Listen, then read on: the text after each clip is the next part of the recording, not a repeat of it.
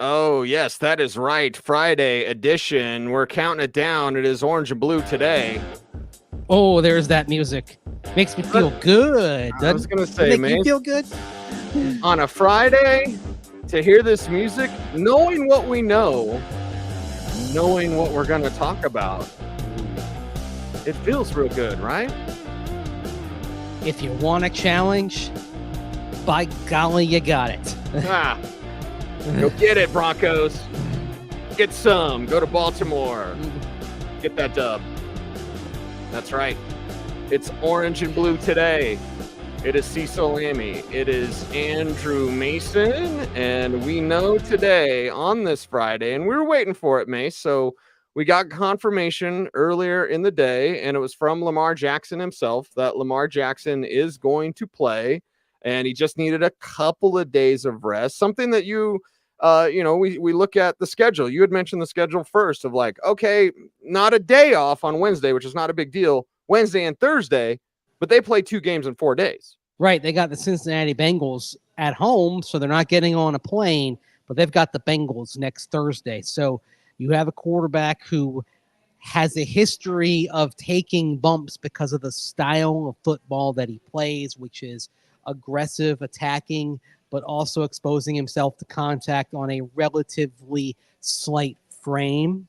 I mean, this isn't Cam Newton where it takes 3 guys to bring him down, right? Right. So understandably, when you're coming into the most demanding 5 days of the season, you're going to accommodate things a little differently because you need him for different reasons. If you're the Baltimore Ravens over the next week, you need him against the Broncos because you're facing a defense that can discombobulate and tear you apart better than almost anybody in football this year. And then you need him against the Bengals in 5 days because while the Bengals can't really stop anybody, you still need probably 30-some points to win that game, given how Cincinnati's offense has been most of the year.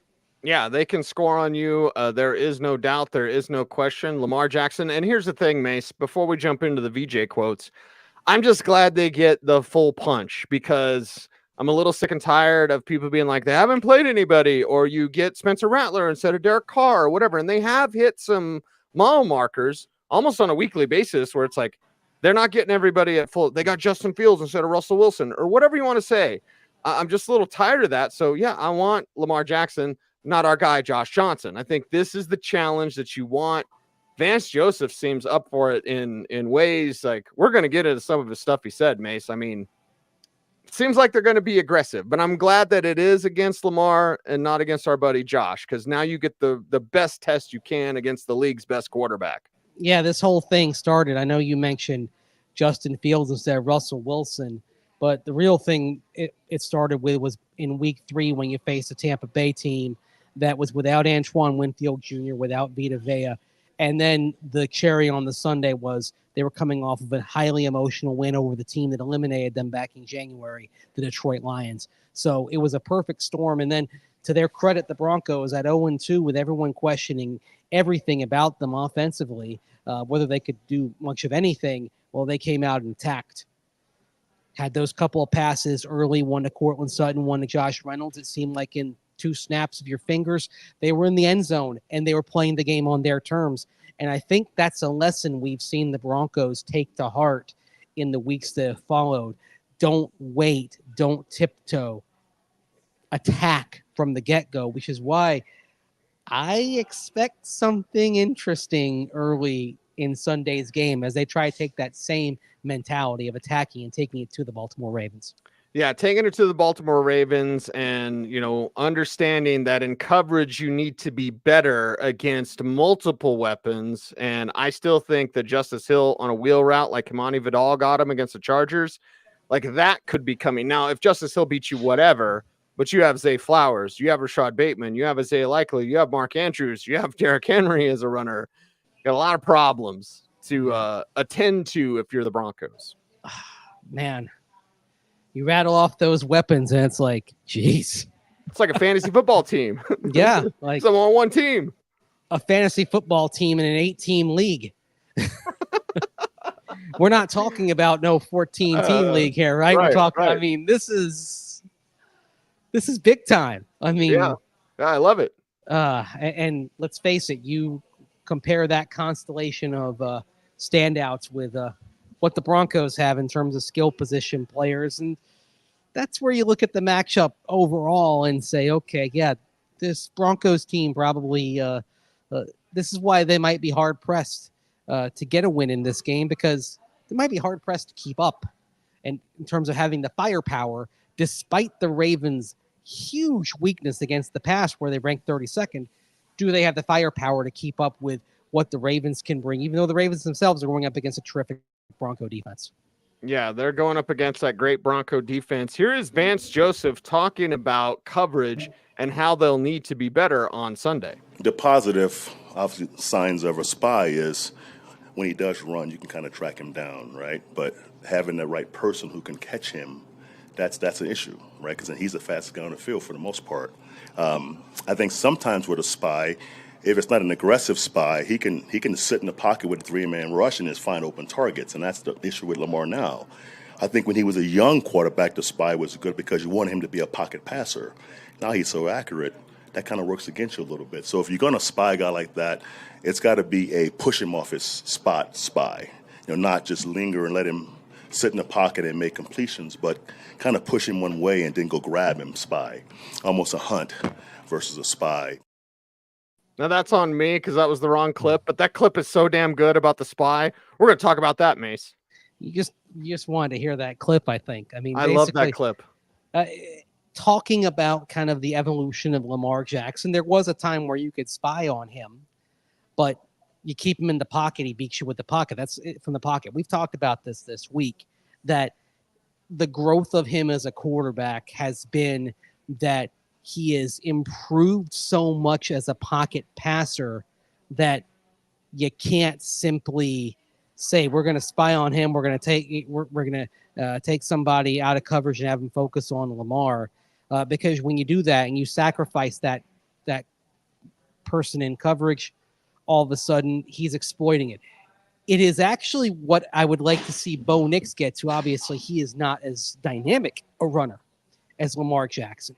Sure. But the fact that he can get some explosive runs, I would like to see him reach a point where if they do spy on him, he can read the defense so quickly and effectively that he will capitalize on the gap in coverage and make you pay. That's what Lamar Jackson does. That's why he was the MVP last year. He got to his second MVP in a different way than his first MVP back in 2019.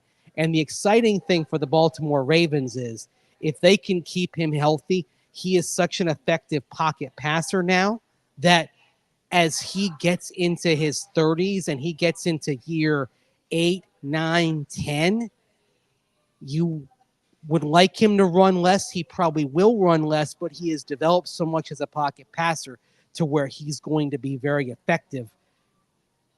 So Lamar Jackson, beyond, I think, something maybe we didn't expect a few years ago. He's grown so much. You might be talking about him being a 15-year quarterback for them. And the fact that you can't simply spy him is kind of handy. It basically works off that because, hey, Happy learned how to putt. Yeah. Lamar learned how to throw from the pocket. Uh-oh. Yeah, I know. And if you're Bill Polian, like that was always such a terrible take of like, he should be a wide receiver. Don't even get me started. We could do a whole hour on that, dude. Like, all right. And I'm so happy because there were flashes of this in college. He's really polished his game. He's a polished passer. Yeah. And that's the dangerous thing. It's not just the weapons around him, because again, maybe Zay Flowers isn't a household name. He should be first round pick. And you and I have been talking about him since the Shrine game. Maybe Rashad Bateman, not a household name, but it's like, you should know these weapons. He's got them, but he's utilizing them. And if you spy him and you don't make him move, he can just slice you up. You rush 3, you drop 8, doesn't matter. He can find his open guys. It certainly helps the quality of weapons that he has, because most teams can take care of one good tight end, but very few teams have the personnel to handle 2 top-level pass-catching tight ends like the Baltimore Ravens have, with Mark Andrews more the traditional tight end who can go in line, and Isaiah Likely more that joker tight end, borderline receiver that operates in space. The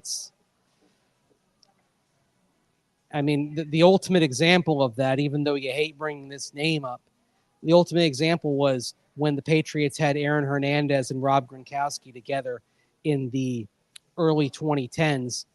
Nobody had an answer to the two of them on the field at the same time because teams just didn't have enough personnel who could handle that defensively. And it's obviously not to that degree, but Likely and Andrews together pose the same kind of almost unanswerable questions when they're on the field at the same time. Yeah, multiple threats in different ways. They don't tip off their hand when they're on the field. They make everything look the same because if it's two tight end set, you're thinking heavy, you're thinking it's a run, it's King Henry. Of course it's a run. It's not a run. It can be a pass out of that formation. And holy cow, I mean, here we are deep into the show. This is the first time we've mentioned Derrick Henry. Yep. I mean, what does that say? Because Derrick Henry arguably is the MVP of the first half of the season.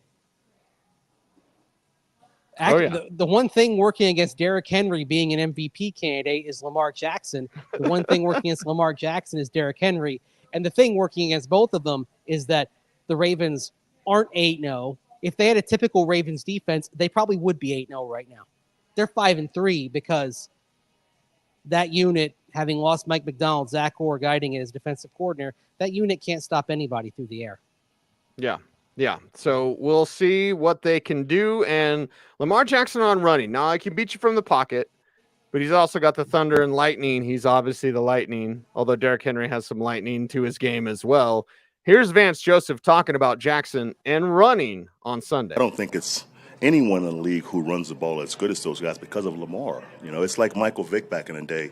His offenses were always top 5 in rushing because he added 60 yards. You know? It's Kyler Murray. He has 50 a game. You know, so that's huge in overall numbers. So it's going to be stop the run first. You know, the challenge with these guys is stopping the run first. You need numbers, obviously. So you're playing single high. You're playing flat zero defenses. Now the pass game activates. So that's the real challenge, and they're not a 3 wide receiver team, right? The most they're going to give you is 2 wide receivers and 2 tight ends, so they're forcing you to play running game. Even on third downs, they're very good on third downs because they're short. It's 3rd and 4, where the running game's still alive, you know. So what do you do on 3rd and 4? So that's the challenge. Yeah, stop the run, and even the runs that they weren't planning on running, because Lamar just tuck the ball and run if everybody's covered. Yeah. And he mentions the 3rd and short. I mean, it's what the Broncos are trying to do. I mean, it's funny to look at the Ravens. The Broncos don't have the same type of personnel, but there are certain things that Baltimore can do that eventually Denver would like to do. Right. And one of them is that 3rd and short to where 3rd and 4, okay, you're not worried about it. You can do it in myriad ways. You can do the quick out, the drag route, or the quarterback can take off and get it himself. Yep. The Broncos are in an embryonic stage of doing what the Ravens already can do. Denver's probably a few players away from that, although they may well already have the quarterback. I think they do. Yeah, I think they do as well. Mace, a little bit of an abbreviated show. You're on the road. You'll be at Baltimore. Broncos fans travel well everywhere, but Ravens fans are going to be fired up for this home game, especially after the Cleveland loss. So as we tie up today's abbreviated show, we've got a Saturday pregame show that's like 45 minutes long. So everyone, you're going to get your OBT fill. There is no question there. And I know Holy Diver, who's one of our favorites, is in the chat room like, I never know when the show's going to start. Neither do we. We're dealing with the Broncos schedule. We're dealing with travel schedules. We're dealing with everything, Mace. So, like, it's good to be here chopping it up about this team and this Broncos game. Yeah, basically what you know is you're going to get a post-game show with Cecil right there where he's sitting, and you're going to get a Saturday show that's quite robust. And then usually on Monday and Tuesday, we're firing at 4 o'clock Mountain. The rest of the time, it's kind of a moving target. You know, you mentioned travel schedules and, of course, the Broncos schedule. I mean, you know, some days we're talking about, they're going to let us in early, and then, it's going to run. Practice runs long. When I just want to say, just viewer guide here, you're still watching the show. Wednesday and Thursday, we are kind of at the mercy of the Broncos schedule. Oh, yeah. But that's because we know a lot of people don't watch live. They watch it after the fact. And it gives you a better show if we wait and we can incorporate stuff from who we talked to, like on Wednesday. We're able to bring you what Sean Payton is saying, what Jonathan Cooper is saying, what Bo Nix is saying. That's right. That's why we tend to wait, because we want to have a better show than it would if we just hustled home and then just started talking without having the context of what we're hearing from the guys in the locker room. Yeah, and it's better to hear from them than just retell what we've told. So we appreciate everyone for hanging with us and helping us out and all that sort of good stuff, Mace, because it's damn fun doing this. So let's keep up the fun. Let's keep it going here and helping us out on YouTube. This is something that we need your help. So, Mace, how can people help us out? Like, comment, share, subscribe, hit that notification bell, so that you never miss a vid. Did I go the wrong way or did you go the wrong way? I think I went the wrong way. Yeah, I'm all discombobulated. Yeah, I went with the left hand this time. So it was like the messed up wipers. Right, slapping out a tempo. Yeah. Hopefully the Broncos are on rhythm on Sunday better than we were then. Very good, very good. He's Andrew Mason. You follow him on all the socials at Mace Denver. I'm at Cecil Lammey saying OBT's BFD. Thanks, everyone. Watch Saturday morning, 9 a.m. YouTube, X, Facebook, right here for our pregame show. Stay tuned and stay frosty.